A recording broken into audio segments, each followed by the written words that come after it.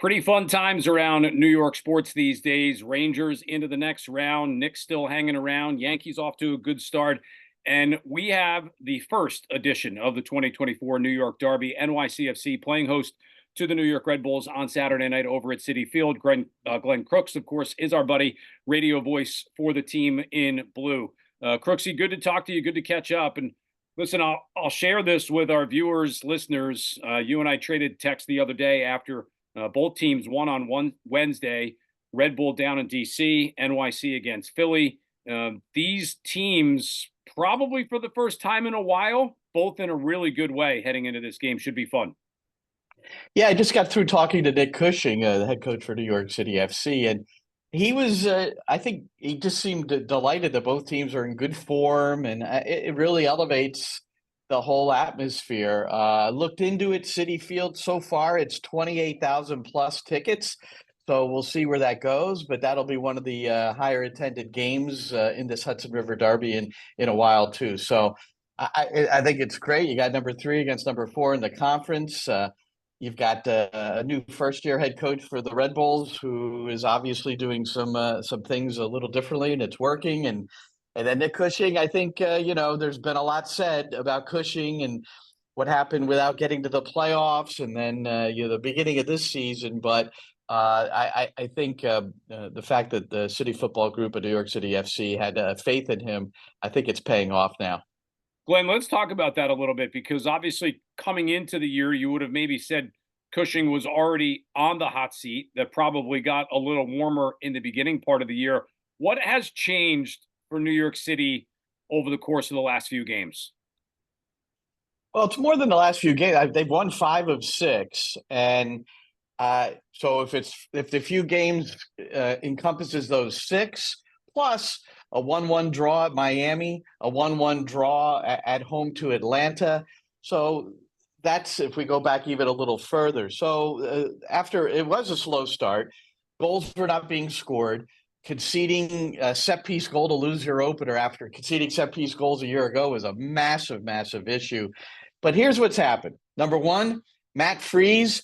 I know Carlos Coronel. I know what everybody thinks about him with Red Bulls, and he's on the MLS match team of the week or whatever they call it.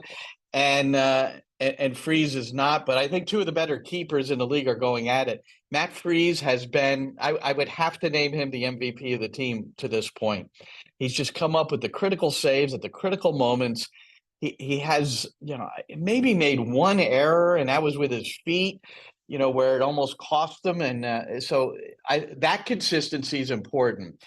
And then 2 other things, Keaton Parks and James Sands in the midfield together again, playing well together again. And I've always been a proponent of, you win the midfield, you win the game.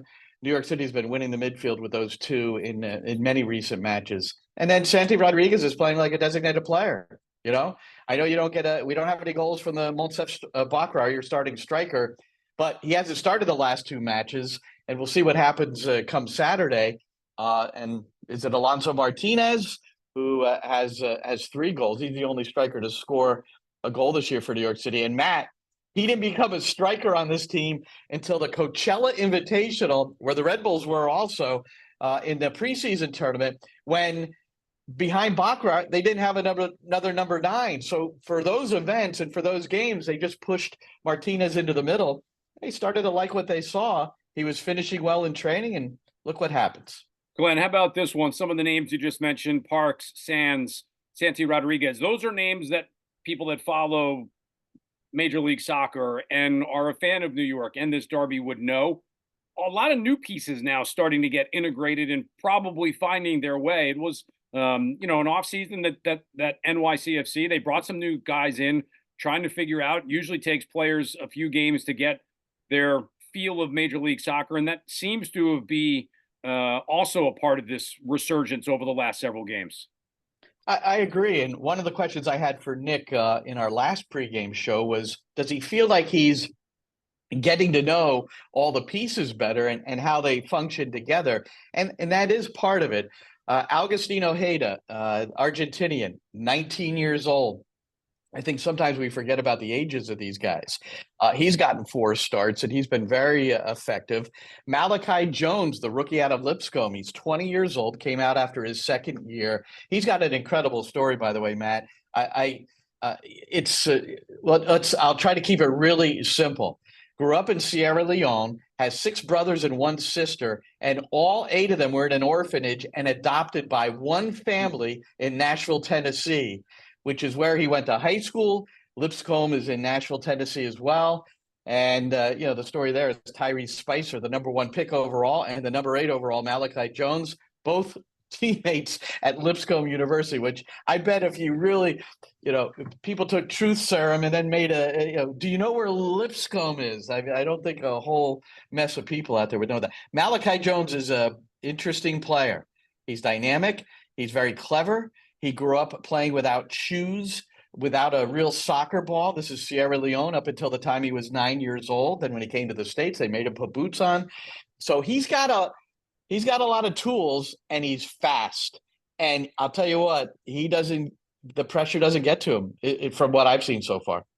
We will see of those names who has an impact on this game tomorrow. Glenn, looking forward to seeing you in person and catching up. Thanks for coming on, giving us a couple minutes. Thank you, Matt, and see you tomorrow, man.